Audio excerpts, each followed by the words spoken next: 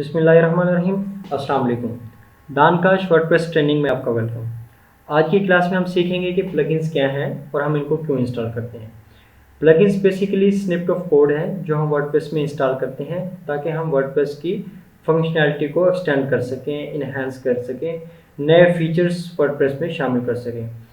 जब हम वर्डप्रेस को इंस्टॉल करते हैं तब वर्डप्रेस में इतने ज़्यादा फीचर नहीं होते, तो हम प्लगइन्स का सहारा लेते हैं। प्लगइन्स हम इंस्टॉल करते हैं ताकि हम फंक्शनैलिटी को एक्सटेंड कर सकें।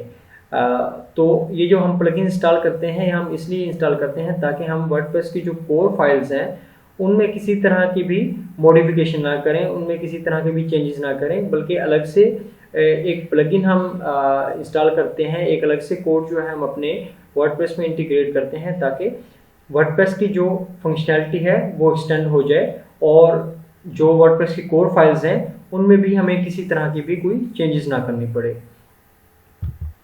इसकी एक एग्जांपल ये है कि जब हम वर्डप्रेस को इंस्टॉल करते हैं तो तब हमारे पास कॉन्टैक्ट फॉर्म की फंक्शनैलिटी हमारे पास अवेलेबल नहीं होती। तो कॉन्टैक्ट फॉर्म की फंक्शनैलिटी को इनेबल करने के लिए हम अपने वर्डप्रेस में कॉन्टैक्ट फॉर्म की फंक्शनैलिटी को इनेबल करने के लिए एक अलग से कॉन्टैक्ट फॉर्म का प्लगइन इंस्टॉल करते हैं जो हमें फैसिलिटी प्रोवाइड करता है कि हम वर्डप्रेस के अंदर अपनी मर्जी का, अपनी रिक्वायरमेंट के हिसाब से कोई भी कॉन्टैक्ट फॉर्म बना सकें और उसको फ्रंट एंड पर यूज़र को शो करवा सकें।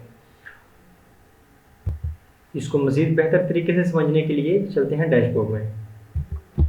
तो हमने लोकल होस्ट पर जो वर्डप्रेस को सेटअप किया है मैं उसे ओपन कर लेता हूँ। तो मैं एड्रेस टाइप करता हूँ लोकल होस्ट /दानकाश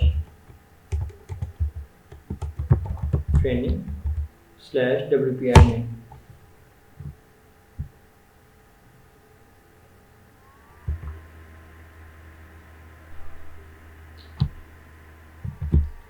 अभी अगर हम वर्डप्रेस की डैशबोर्ड में देखें तो हमें काफ़ी सारे फीचर्स, काफ़ी सारे नई चीज़ें देखने को मिलती हैं, जैसे वूकॉमर्स है, प्रोडक्ट्स है, कॉन्टैक्ट की एग्जांपल जो मैंने आपको अभी बताई थी वो आपके सामने है। इसके अलावा आपके पास और भी काफ़ी सारे जो है नए फीचर्स यहाँ पर शो हो रहे हैं। स्लाइडर रेवोल्यूशन है, WPI पेज बिल्डर है। तो ये सारे प्लगइन्स की वजह से जो है वो इधर शो हो रहे हैं। हालांकि जब हम फ्रेश वर्डप्रेस इंस्टॉल करते हैं तो हमारे पास इतनी ज़्यादा फंक्शनैलिटी नहीं होती, इतने ज़्यादा फीचर्स हमारे पास अवेलेबल नहीं होते हैं। प्लगइन्स के बारे में मज़ीद जानते हैं। तो फॉर एग्जांपल मैं पेजेस में जाता हूं और ऐड न्यू पर क्लिक करता हूं।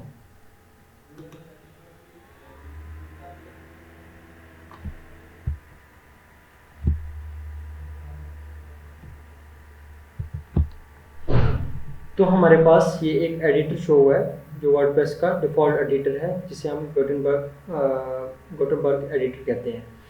ठीक है, तो मैं चाहता हूँ, मैं इस एडिटर को यूज़ नहीं करना चाहता, मैं इसकी बजाय जो वर्डप्रेस का ओल्ड वर्जन एडिटर है, क्लासिक एडिटर, मैं उसे यूज़ करना चाहता हूँ। तो उसे यूज़ करने के लिए मैं वर्डप्रेस में एक अलग से प्लगइन इंस्टॉल करूँगा जो क्लासिक एडिटर की फंक्शनैलिटी को इनेबल कर देगा और ये जो एडिटर है इसे वो हाइड कर देगा। तो चलते हैं प्लगइन्स में।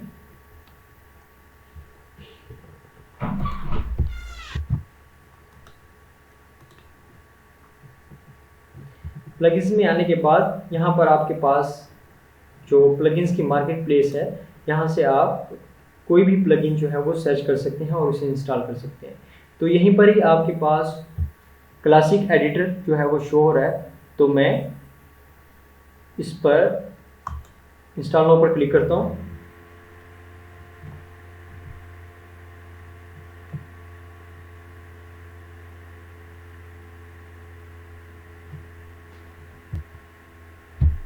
और इसे एक्टिवेट करता हूँ।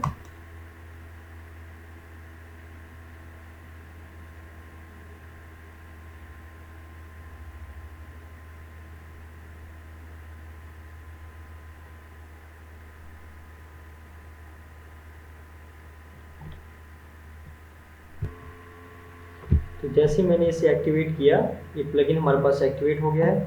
अब दोबारा मैं उसी पेज में आता हूँ और इस पेज को रिफ्रेश करता हूँ।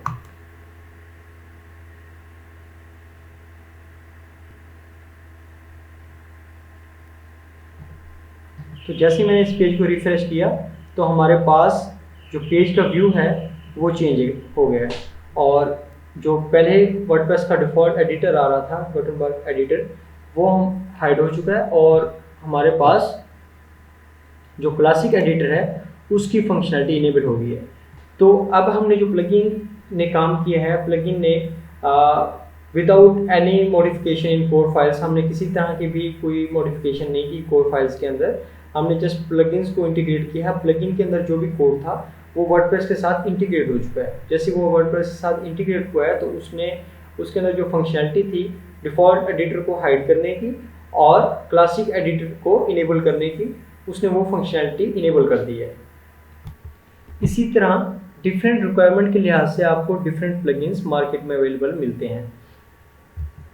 फॉर एग्जांपल, आप चाहते हैं कि मैं अपनी साइट पर स्लाइडर या बैनर्स को नेविगेट करना चाहता हूं, स्लाइडर या कैरोसेल अप्लाई करना चाहता हूं, तो आपको स्लाइडर के लिए डिफरेंट प्लगइन्स मिल जाएंगे। स्लाइडर रेवोल्यूशन जैसे एक प्लगइन है, वो ऑलरेडी हमने इंस्टॉल किया हुआ है। तो जैसे मैं साइट को विजिट करता हूँ, होम पेज,